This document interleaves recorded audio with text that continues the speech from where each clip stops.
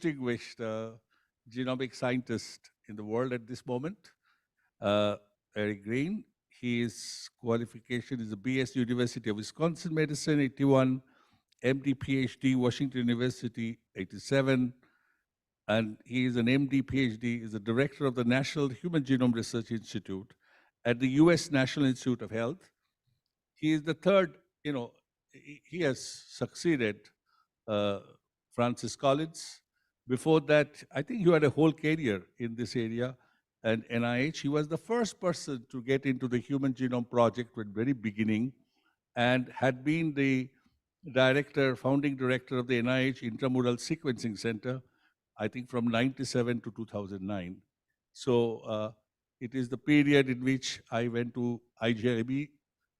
He was an inspiration, and we look forward to your deliver the talk. And you can see my slides, correct? Yep, Eric. Okay. Well, I guess it's evening for you. Good evening, everyone. It's early morning here in the Washington, D.C. area. I'm delighted to be participating in this meeting, albeit through Zoom, but this is fortunate that I can participate. And I was delighted to have the opportunity to give the last talk in what clearly was a very productive and inspiring meeting. And I thoroughly enjoyed looking through the program and really getting a sense of the depth and breadth of topics that you covered. And in many ways, I think it's appropriate that I'm sort of giving the last talk because I'm going to give a very broad story about the history of genomics, past, present, and future. And I think I'm going to leave you at the end with a very much of a feel of where we think things are moving in a very exciting way. Now, I'm going to give you my version of the story of human genomics, and part of it is because I've lived it, basically from the beginning of the field, but also because, in particularly the last 13 and a half years, I now lead the National Human Genome Research Institute, which is part of the US's National Institutes of Health. And we're the major funder of biomedical research in the United States. And actually, my institute, one of the 27 institutes at NIH, focuses on human genomics. And in that leadership role, I very much am responsible for thinking about where the field has been, where the field is going, and trying to realize that through the research dollars that we have provided to us. So I'm really going to give this through the perspective of a funder of genomics research, with an emphasis on health applications, of course, because we are part of the National Institutes of Health. So it's actually important to point out from the beginning that despite its relative youth, human genomics has thus far unfolded in a very rich and exciting story. That story can be told using a book-like framework in the form of 4 chapters that followed an initial prologue. So here are the table, or here are the set of chapters, basically the table of contents. And as you'll hear, the prologue in conjunction with chapters 1 through 3 actually represent the past. But we're really currently at a critical juncture as we're actively creating the 4th chapter in human genomics, which aims to be making genomics mainstream in medicine.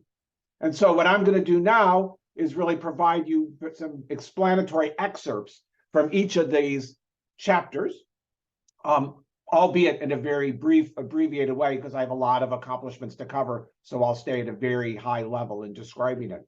And we'll start with the prologue, and especially for the younger members of the audience, I really want to remind them what the origins of genomics was.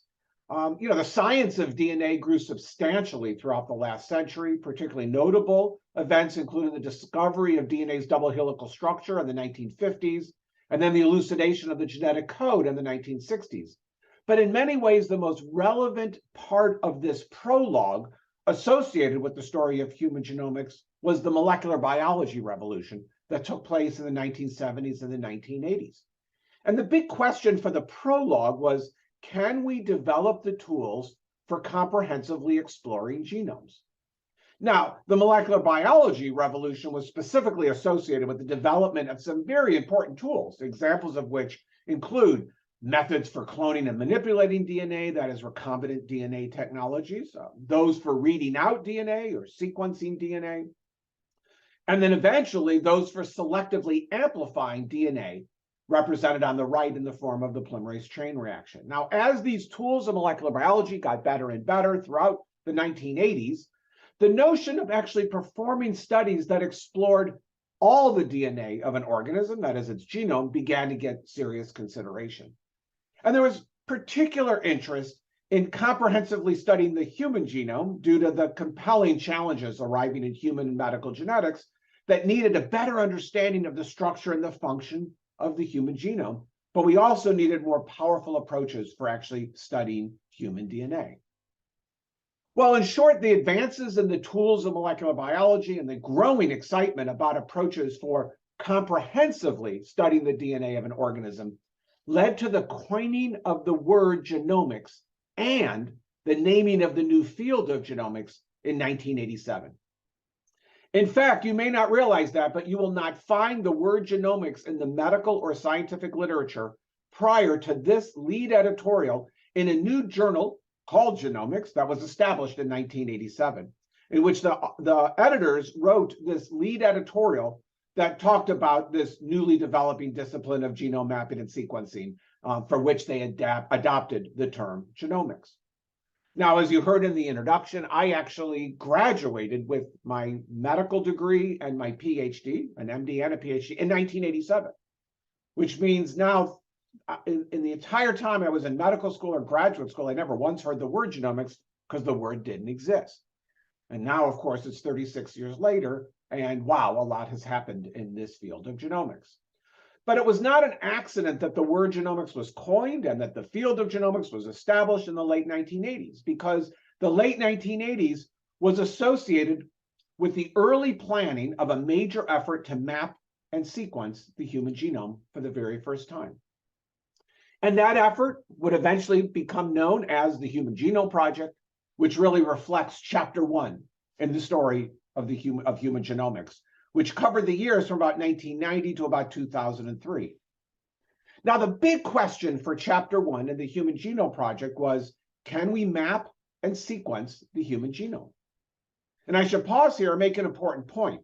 Each of the 4 chapters of human genomics that I will describe was not written by a single author. It was rather played out under the guidance of strategic visions that were developed by multiple members of the genomics research community, including those all over the world. And each of those strategic plans provided a blueprint for the pursuit of human genomics during that chapter, during that time. So, for example, the Human Genome Project was guided by 3 successive strategic visions shown on the left that were instrumental for articulating and, when needed, for re-articulating the goals and the revised plans for the project. Well, by all accounts, the Human Genome Project was wildly successful. It accomplished all of its goals ahead of schedule, and it provided to the world the first reference sequence of the roughly 3 billion letters that make up the human genome. Now, as you heard in the introduction, I was very fortunate that I got to participate in the Human Genome Project. I was basically a trainee, both in pathology clinically and then as a postdoctoral research fellow. When the Genome Project started, I was at the place that one of the first centers for the Human Genome Project was funded in the United States, and I got to participate on the front line starting then and then made a career of it. And of course, I also want to remind, especially the younger members of the audience, some features about the Human Genome Project. It was unusual for biomedicine to tackle a large research project that was consortium-based and was going to be highly managed. That was not the way biomedical research was done at all back then. It was production science. It involved many different countries and many different funders. It had highly focused goals, and it was very technology-oriented. And of course, it needed to be high throughput. It was also controversial. People may not appreciate that at the time there was a division in the scientific community on whether this was a good idea or not. Part of the controversy was that it wasn't clear it was going to work. It wasn't guaranteed to succeed. And I can tell you as a participant throughout the 13-year Genome Project, there were moments that were pretty scary. We weren't sure it was going to be successful, and we had put our careers on the line for this project. But that's all in the rear view mirror. At the end of the day, it was successful. And what it did was to produce first a draft sequence of the human genome, which was reported in 2001. And these were the featured journals that published major publications describing the draft sequence of the human genome in 2001. And some of you might have noticed about a year and a half ago or so, those same two journals commemorated the 20th anniversary of the draft sequence of the human genome being published in these issues of Nature and Science. And by the way, it's now 2023, which means the Genome Project ended in 2003. So spoiler alert, this year in April, we'll be commemorating and celebrating the 20th anniversary of the completion of the Human Genome Project. And I think you could look for various celebratory and commemorative events and things that will be written about this historic milestone. Well, what were the main highlights in Chapter 1 associated with the Human Genome Project? And for each of the chapters, I'm going to give you a highlight and maybe a couple runners-up. But clearly, the number one highlight of Chapter 1 was we did it. We generated the first sequence of the human genome. And we will, I think, for always look back and say that was monumental. And that was the most impressive thing about the Human Genome Project. Now, there were other impressive things.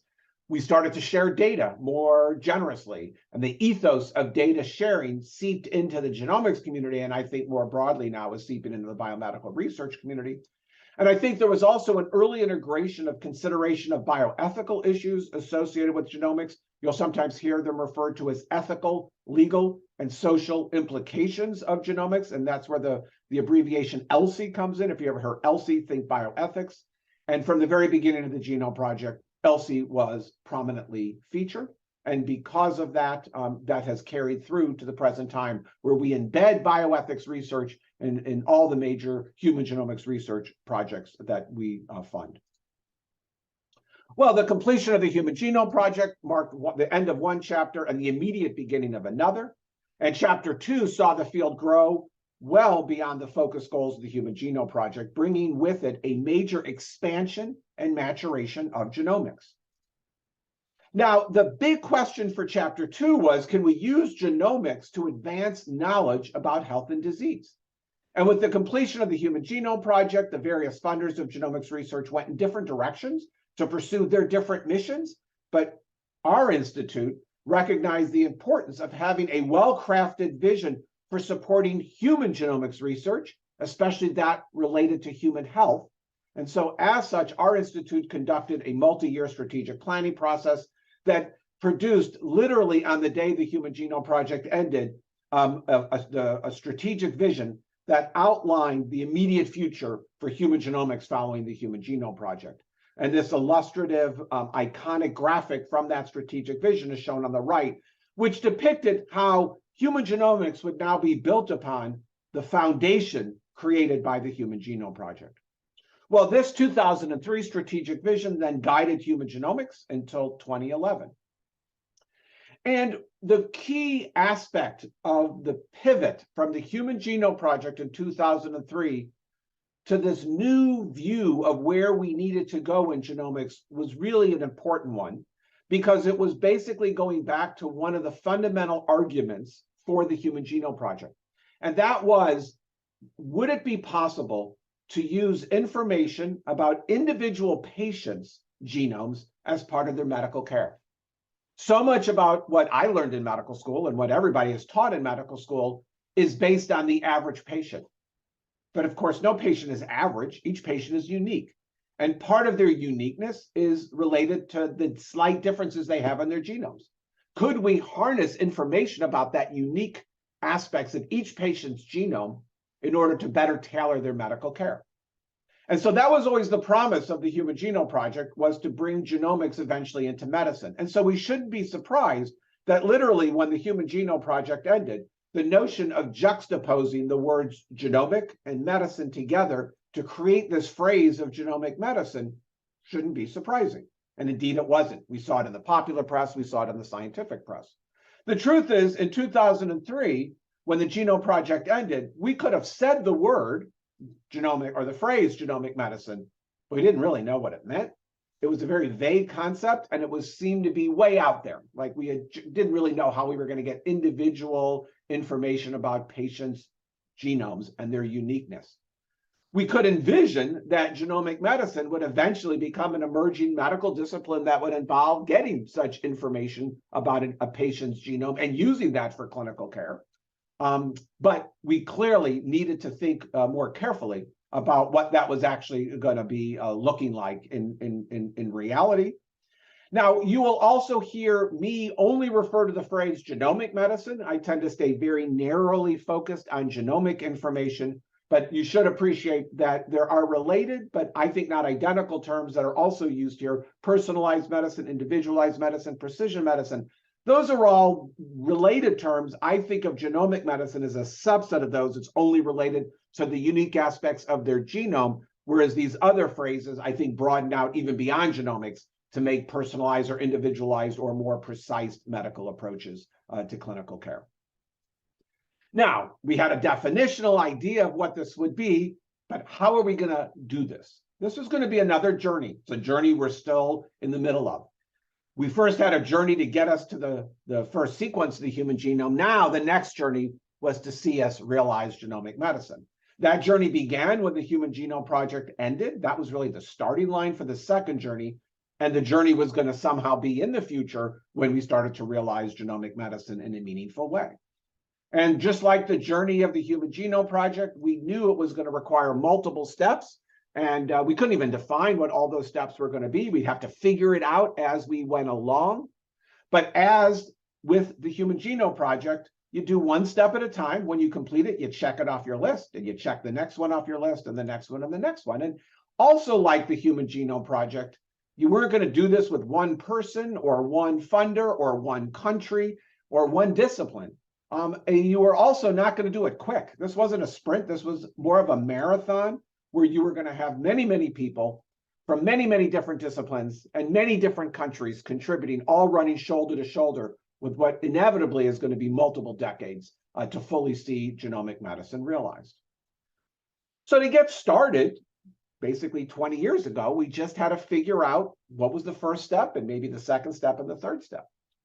Well, I can tell you, we recognized when the Genome Project ended what the first step had to be. We recognized that if we were going to make genomics part of medicine, it was going to have methods for sequencing human genomes that were much less expensive than the methods we used for sequencing the first human genome as part of the Human Genome Project. And let me just remind you, while the Genome Project was successful in its goals, it came at a price tag that had a lot of zeros on it. In fact, generating that first sequence of the human genome cost something like $1 billion US. $1 billion US, far more expensive than you could imagine using this in clinical care. We knew when the Genome Project ended that the next big step in genomics was going to be to develop new technologies that would remove multiple zeros from that price tag and deliver what was affectionately referred to starting in 2003, the $1,000 genome. Could we develop new methods for sequencing DNA that would allow you to routinely sequence a human genome for $1,000 or less?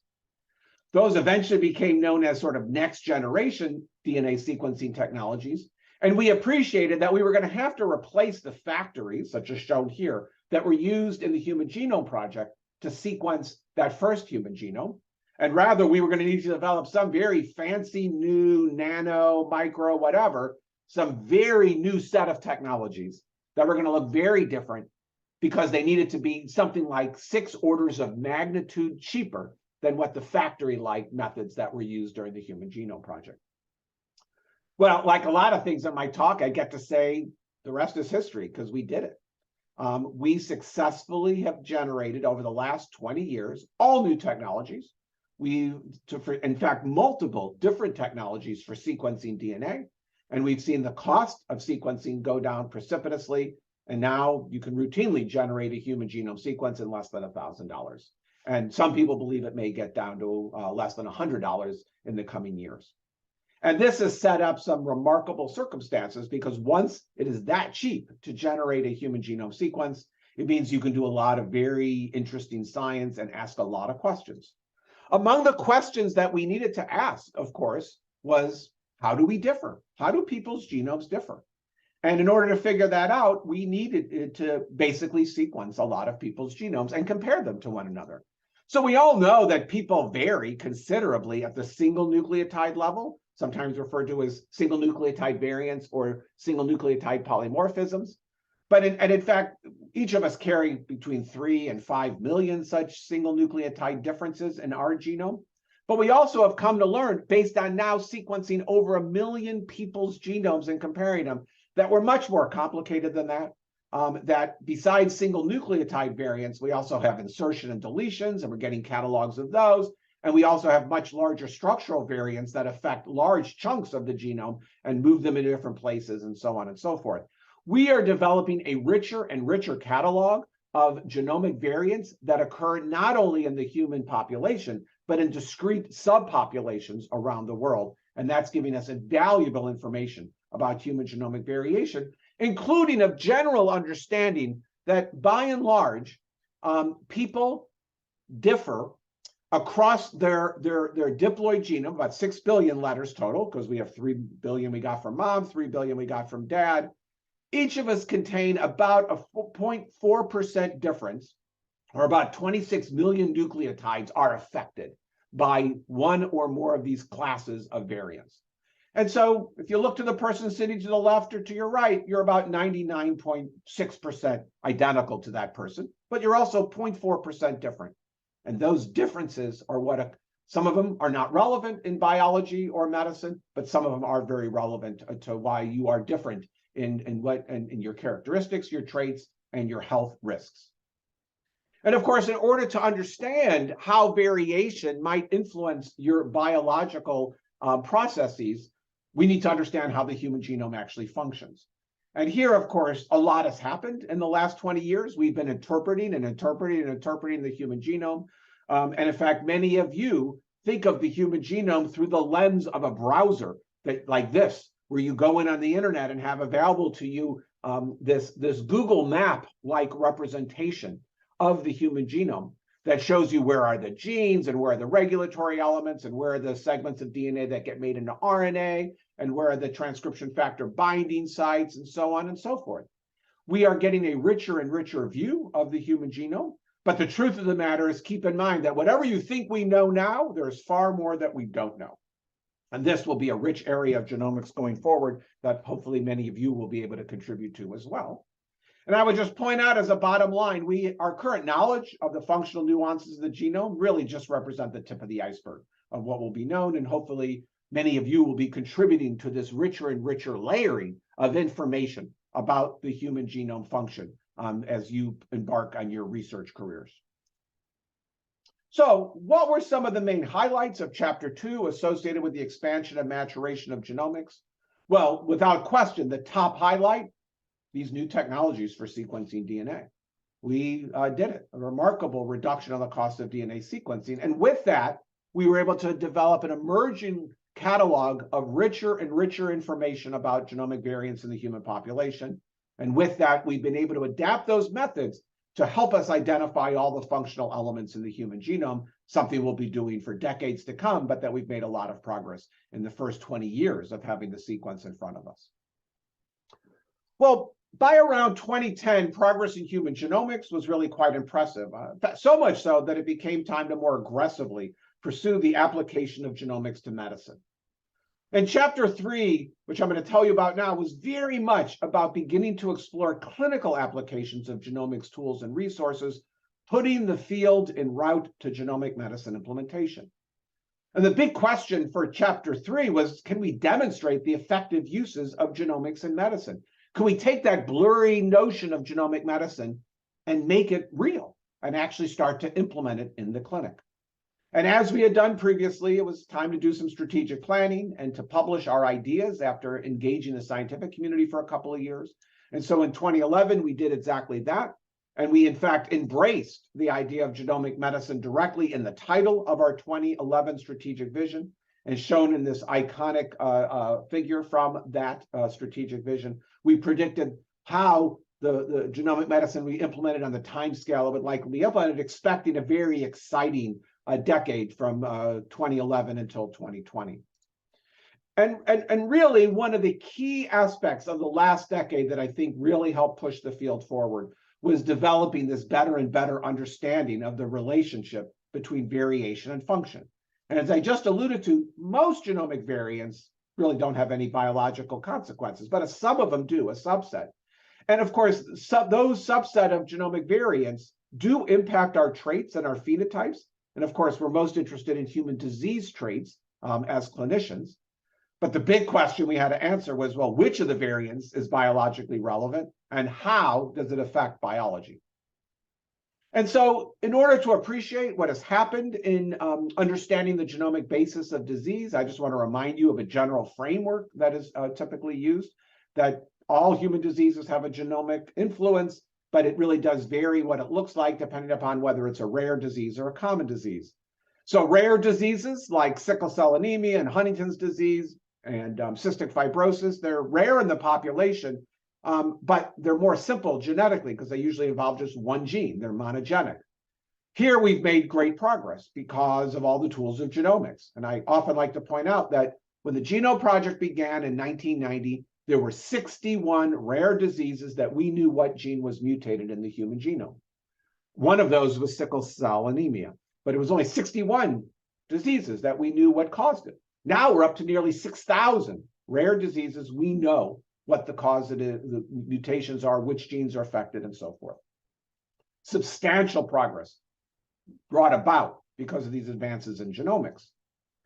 But of course, most of clinics and hospitals across the world are not filled with patients with rare diseases. They're filled with patients with common diseases. And common diseases, cardiovascular disease, autism, Alzheimer's, mental illness, cancer, and so forth, are common in the population. Diabetes and hypertension is great examples, but they're not simple at a genetic level because they involve multiple genomic variants. They're multigenic, in other words, and they all with smaller contributions of each of these variants. And there's often a greater contribution of social and environmental influences that confer risk. But here we've made progress, but we have a long way to go. Many of you are familiar with the progress associated with these large-scale genome-wide association studies, which have now delivered over 400,000 statistical associations between specific genomic variants and relevant health-related traits. That doesn't give you causation. It only gives you a location on the genome where there's likely a variant that is conferring risk, often a very small amount of risk. But it has at least given us clues that allow us to do deeper dives to those regions and figure out functionally which genomic variants are there and how they are influencing risk for disease. So this has been very important. And while we've probably made the greatest progress in rare disease research, I think we can expect a lot of progress in common disease understanding of genomics in the coming decade. Well, by the middle of last decade, I would say by about 2015, things had really started to settle into place with respect to efforts to apply genomics in medicine. There was cheap genome sequencing, catalogs of genomic variants, a better and better functional understanding of the human genome, and most importantly, progress in human disease gene identification. And these developments culminated in some of the earliest examples of genomic medicine being implemented. And while these are just the initial examples with respect to how genomics might eventually be used in medicine, I think these examples really have brought clarity to the situation with respect to what genomic medicine is actually going to look like. Now, what were these early examples of genomic medicine that we now are beginning to see be implemented? Well, let me give you my list, but I also really want to stress about this list that I only could sort of mention them. I don't have time to dig into them. And they're sort of come from different nooks and crannies in medicine. There wasn't some grand organizing principle of we're going to get here and here. There were very sort of opportunistic circumstances that arose that allowed genomics to actually find its way into useful clinical applications more quickly than others. And so let me give you the examples I always cite, and I think these are the right ones to cite here in 2023. I think genomics' greatest impact in medicine long-term is going to be in cancer in particular. I think all of you appreciate that cancer is a disease of the genome, and we can just as easily open up a tumor's genome and read it as we can a normal cell's genome, and that has gone on literally millions of times now, and we're learning more and more and more about the genomic signatures of changes and aberrations in tumor cells that really give us clues about the mechanisms of cancer, the prognosis associated with that patient's cancer, and also treatment options that may be best designed for that patient based on the genomic signatures.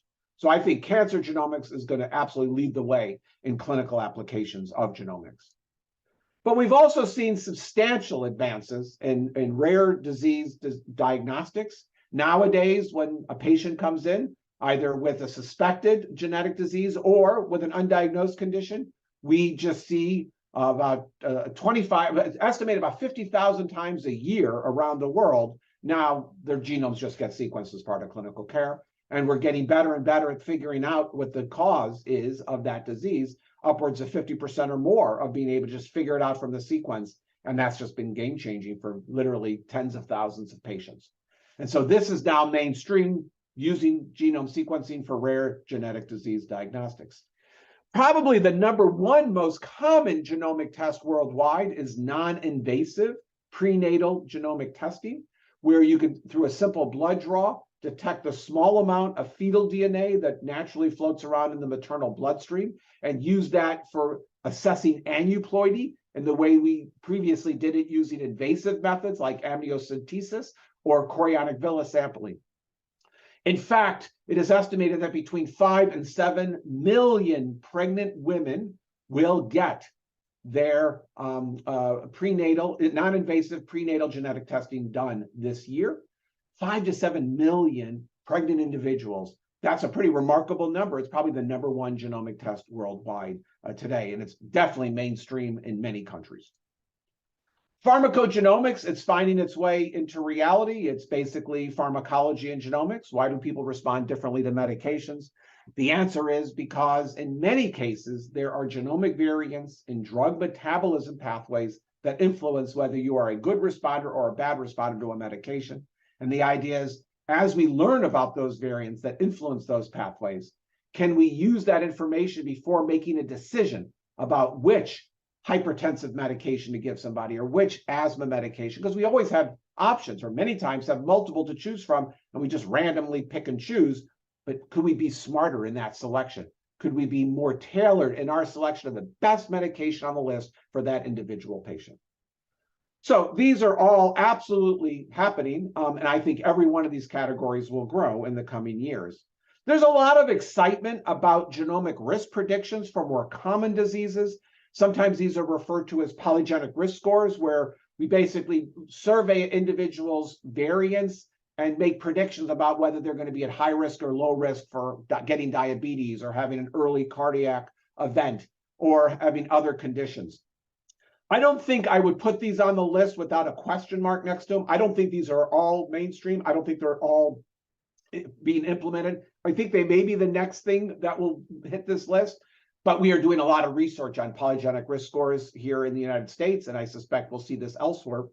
I think it's a very exciting area, but I don't think it's ready for implementation quite yet, but let's keep our eye on this in the next few years.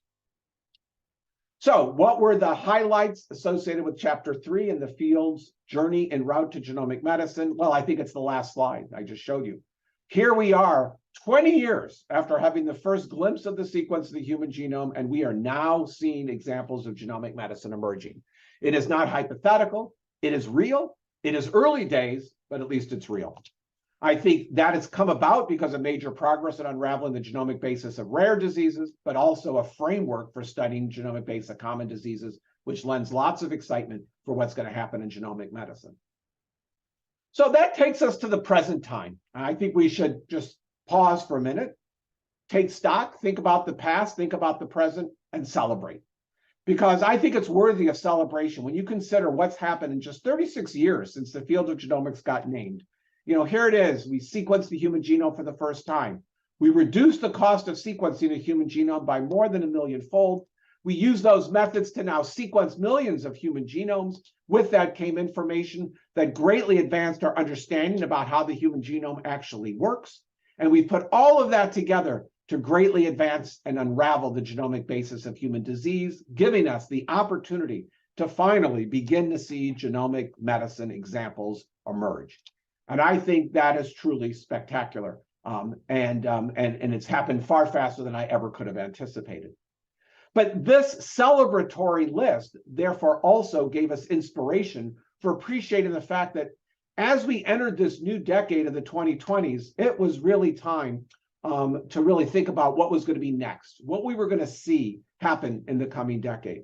We also realized we needed to articulate a new strategic vision, as we had done previously, because we appreciated that it was time to really begin to think about the big question of, can we deploy genomics broadly and equitably in medicine? And so starting in 2018 and then culminating in a publication shown here in October of 2020, we did exactly that, and we laid out a vision for improving human health at what we called the forefront of genomics. And it was our latest vision that we thought would help guide us in the current decade that we're in. And I should really emphasize that this notion of the forefront of genomics really came about because we saw, even in the United States, that our institute was responsible for leading genomics research, but every institute at NIH and all biomedical researchers seem to be using genomics. And so we couldn't even do a strategic vision for all of genomics. So we adopted a new mantra at our institute, which got its way into the title, the forefront of genomics, where we knew what we could do was to basically provide strategic visioning at the cutting edge of genomics. And that's exactly what we did in this strategic vision. And what was really meant by this, and I would hope you would please read this publication, which you can freely download at this website shown here, genome.gov/2020SV, Strategic Vision.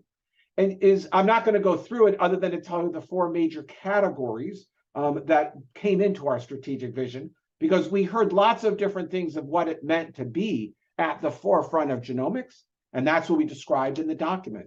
Some of this included developing and articulating and sustaining guiding principles and values for human genomics, thinking about diversity and equity, social justice, data standards, open science and data sharing. All these bioethical issues needed to be at the forefront of genomics, as would be the responsibility for keeping up that foundation for genomics, sustaining and improving that foundation around data resources and genomic data science tools, improving genomic literacy, and training healthcare providers in genomics. We also appreciated another category was to break down barriers that impede progress. And we think back on 2003 when we said the big barrier was DNA sequencing. We needed the $1,000 genome. What's the 2023 version of the $1,000 genome? Well, we see some of these as needing methods for DNA synthesis and editing, thinking about characterizing genomic variants on a very large scale, and so on and so forth.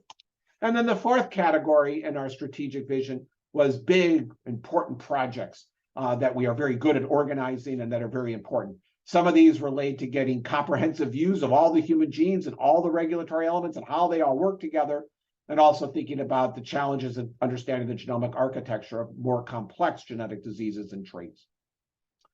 And so those are the four categories. I hope you please read the strategic vision. It's 10 pages in nature. It's absolutely written for audiences like you, and especially for the younger trainees. You will see what you are working on in genomics come to life in that document. You will find a paragraph or two where you say, yep, that's exactly what I'm doing, and I'm excited to be contributing to it. But I want to end my lecture just by taking you to the very last part of the strategic vision, where we list in a table 10 bold predictions that we made in the strategic vision, without really describing them in great detail. But they really were meant to be inspirational, aspirational, and high risk. And so to put to life these bold predictions, we also created a promotional video that sort of unpacks them. So I'm going to stop here, and I know the technical people are going to play this video, and then I'll come back and just say a couple more words. So if you could play the video that I asked you to play, I showed you on YouTube right now.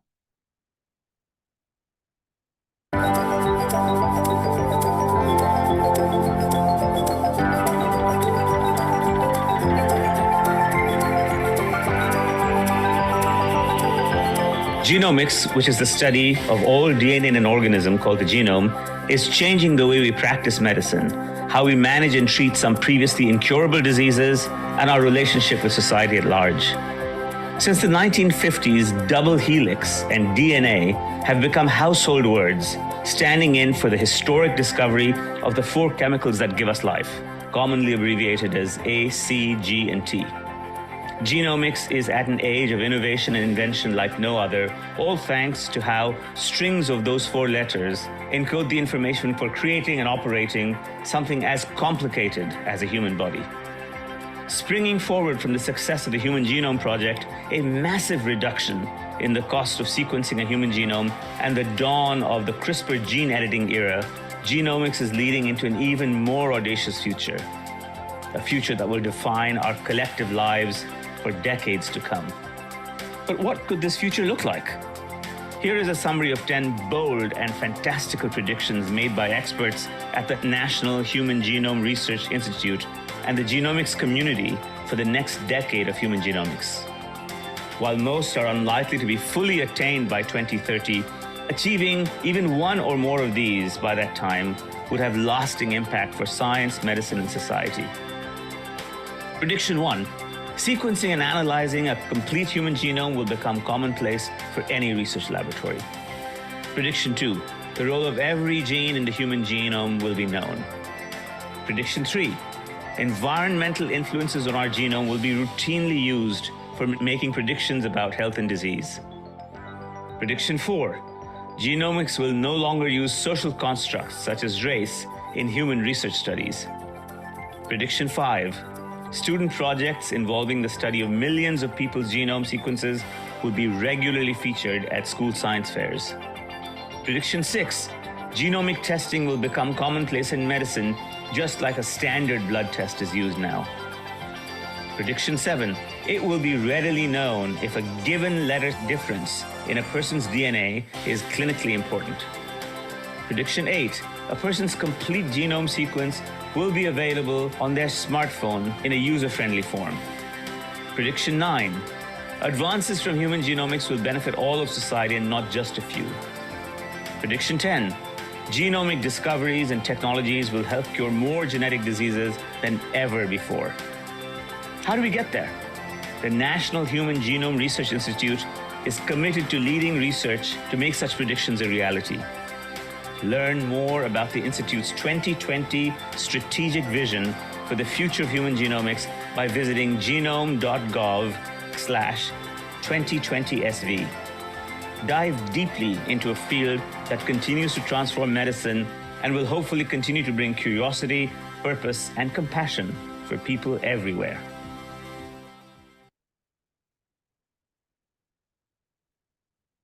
So, in closing, I hope you've enjoyed hearing my version of the story of human genomics, one seen through the lens of a funder and also a participant of this remarkable journey. The prologue and the prologue and the first 3 chapters have now been written, but hopefully the most impactful parts of the story of human genomics really are still to come. And very much I'm hoping all of you will help contribute to this unfolding, remarkable story that we have a vision for, really improving human health in a way that I hope was articulated in the video you just saw. And in closing, I just want to say I was delightful to join you. If you are interested in staying connected with us, we put a lot of materials out. We have a one-stop page that's very easy to sort of navigate it, genome.gov/stay connected. I greet you there, but there's lots of materials, educational materials, fact sheets, videos, a lot of material about our strategic vision and our strategic planning process. You're welcome to sign up for a monthly newsletter for me, or if you do Twitter, please follow me on Twitter. I have a very active Twitter account, and I also have various other videos and material podcasts and op-eds that we have some simple links for you to access. So with that, I will stop, and I hope this has been a good way to conclude your very remarkable conference. Thank you very much. Thank you, Eric. Will you be able to take Yes. 1 or 2 questions? Okay. Absolutely. I got the whole day. It's early morning here. Yeah. I'm just must say it was a fascinating presentation. So beautifully, you made it. I'm sure audience must really thoroughly enjoy it. I just wanted to tell, it's very interesting that although India did the first human genome sequencing 5 years after the completion of genome sequence at Institute of Genomics Integrative Biology. But in this conference, in 2023, all the 5 things that you mentioned, the chapter 3, were actually presented on Indian patients, Indian data, cancer, rare disease, every one of them. But So I'm not surprised by that. As you know, I've visited your country twice, over the last, I don't know, 15, 20 years. And I would have predicted that your country was poised to do every one of the things on my list. And those things on my list, you're seeing more and more countries around the world doing. And I think as a community of international scientists, we should be very proud of that, because it means not only are these advances happening, but there's a generous spirit in the genomics community where everybody's happy to share everything with everybody because we see how it benefits all. So one of the things that has come up on these discussions, we had a session on application of OpenAI. What is your view?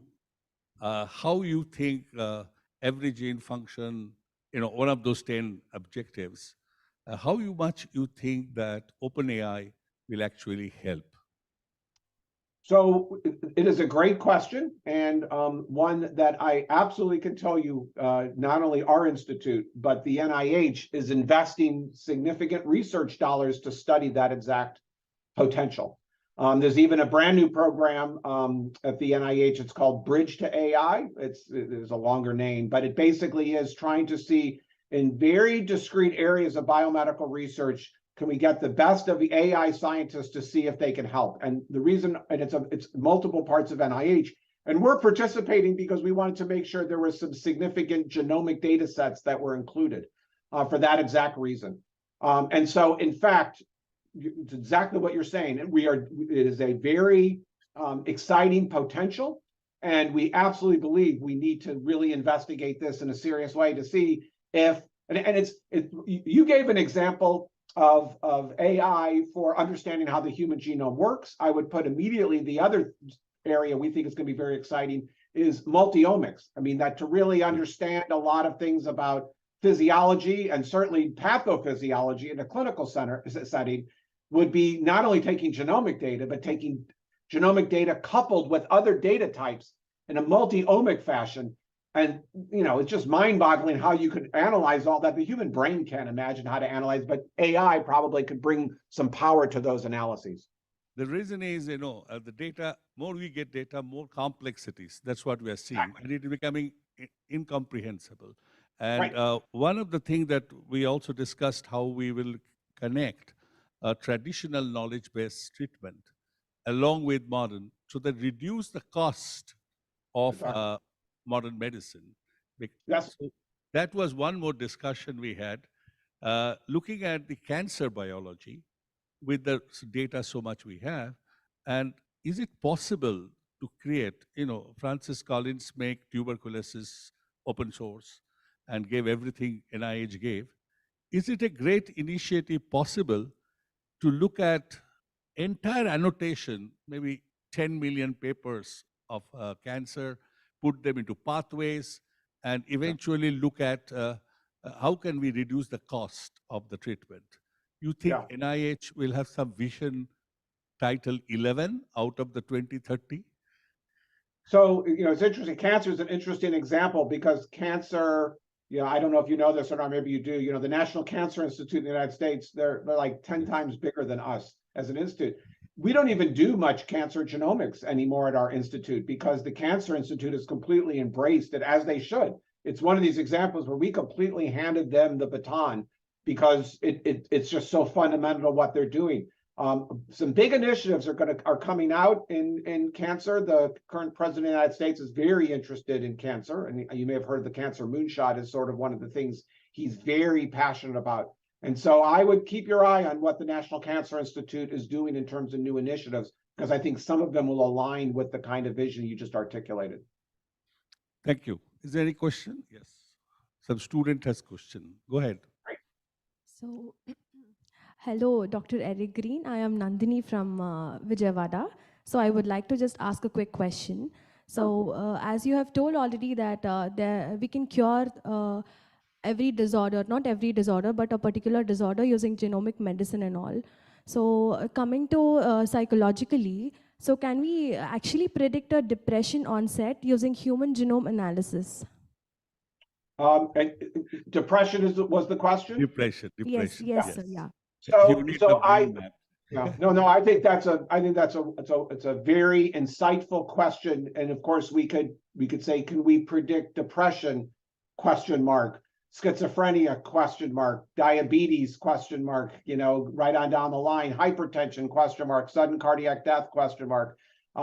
And that would absolutely be in the category of that very last example I gave on my genomic medicine examples, where I put the question marks.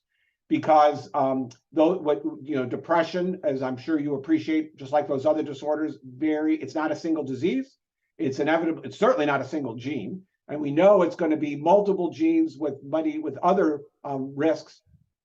And the question is, though, can we get to the point of having sufficient evidence that you could make predictions based on the genomic variants that you carry for a disorder like depression? I would say, I know for a fact there's research going on along those lines to ask the question, is there sufficient evidence that you can make accurate predictions to be clinically meaningful?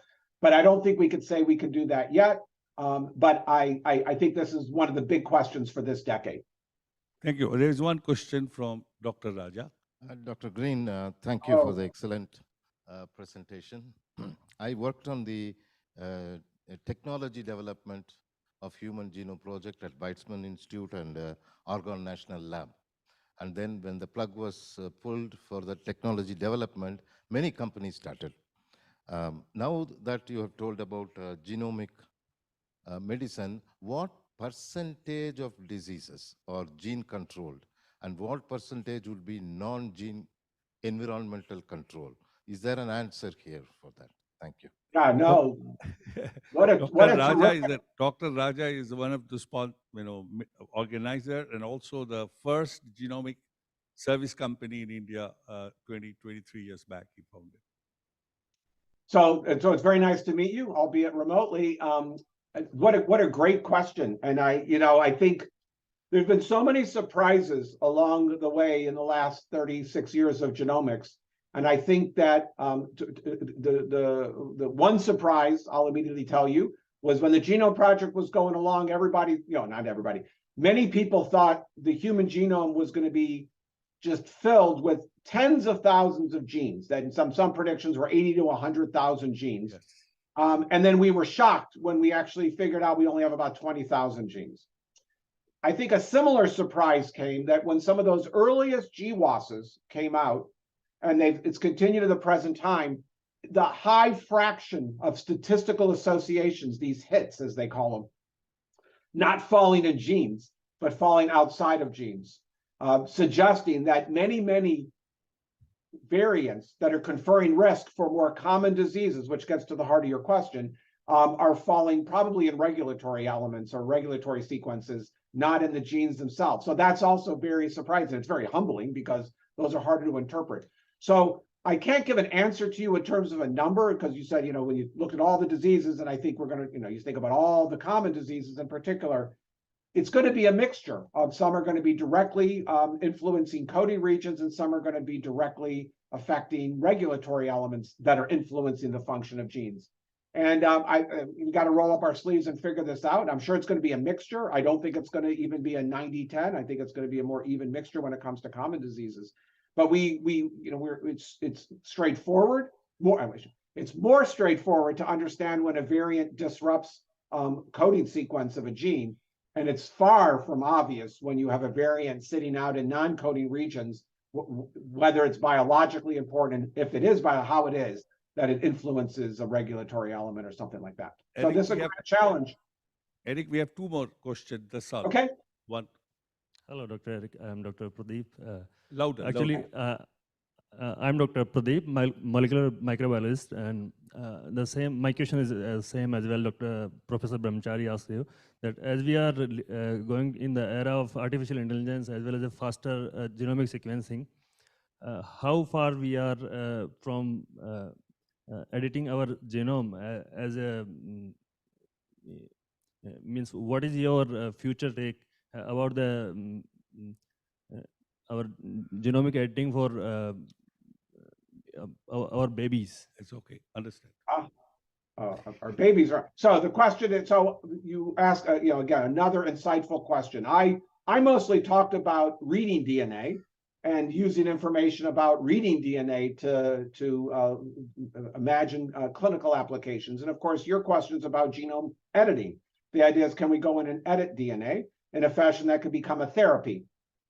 And of course, we're inspired by these incredibly powerful new editing technologies like CRISPR and advancing modifications of CRISPR that make it ever more powerful. And we're inspired by these studies that are coming out all over the place, where you could use CRISPR, for example, to now, cure sickle cell in some cases, and some other disorders where you can access the cells conveniently, do the engineering, and then put them back in. Of course, for many diseases, that may not work because you can't remove cells from certain tissues and be able to get the editing done. That said, there's lots of new technologies for targeting things to certain cells. So I think, I think it's going to be part of our repertoire. And I think we're seeing successes already, and we don't know what the full range of successes will be. I will caution people, we should be thinking only right now about somatic cells. We should be staying away from the germline. We, don't want to see the germline edited. We yet, by any means, if ever. Too many unknowns about germline genome editing, but somatic cells, absolutely. And we're going to be inspired by some of our earliest examples. Eric, you will be happy that India has just cleared the first sickle cell anemia CRISPR. 3 patients have been recruited, and Great. Government of India has funded Institute of Genomics and Integrative Biology to do that. So we are very, very much getting into this. We have last questions from Dr. Rakesh Mishra, Thank former you. director of CCMB Hyderabad. Thank you. I mean, it was just fantastic talk, and we make all us so excited to look at the future. I wanted your comment that understanding human biology will not be really anywhere near completion unless we understand other organisms with whom we interact. And since we have the technological advantage that has come through the Human Genome Project, don't you think there should be more emphasis on like Earth Biogenome Project, which is going on to sequence all eukaryotes, so not the population level, but at the species level, high-end sequencing. So we understand the biology with unprecedented level, of course, and then compare and understand human biology even better. So I completely agree with you. When I had an active research program, I was heavily involved in comparative genomic studies, and I absolutely believe comparative genomics is critically important to help us understand the human genome and eventually to understand sort of the world's life ecosystem. I think it's one of the things that has encouraged us to continue driving down the cost of DNA sequencing, because the cheaper sequencing is, the smaller the lift is to grab some new creature that's never been sequenced and sequence their genome. And a lot of emphasis we are paying now to not only the methodologies in the laboratory, but also the computational methods to get truly end-to-end or telomere-to-telomere sequences, not just of the human genome, but other genomes. And I think this is an area that, I think the world can really contribute to. And I would encourage funders in India, and as I do to other countries, that there's so much to be done. And if we can get the cost of sequencing down, it really gives an opportunity for more and more people, not just in medicine, but thinking about the world and all of the living systems, that having more and more genomics done across more and more species, getting insights about so many broad aspects of biology is very much in everybody's best interest. So again, I think the more we can drive knowledge, the more we can develop technologies, both computational laboratory, the more it could be used exactly as you described. Thank you, Eric. I just wanted to tell to the future, I carry my genome card. And what information is encoded in that QR? I have the whole human genome, and I know all the drug response, pharmacogenomics, but I have not looked at my apolipoprotein 2E I don't want, as long as I'm able to do Sudoku, I'm not going to look for Alzheimer prediction. I But this is understand. this is a part of the INDIGENE program, Institute of Genomics and Integrative Biology, so I hold this card. So I've already gone into a 2030 target. Thank you Excellent. for this prediction. Okay, good to see you. You be well. And I Yeah. enjoyed joining you folks today. Thank you very much. Thank you. I know it's early morning, but I think it was the most befitting end talk. Would like to all of us to give a thunderous clap. Let's stand up and give a standing ovation. Thank you, Eric. Look forward to have you in India sometime soon. Likewise. Absolutely. Be well. Bye.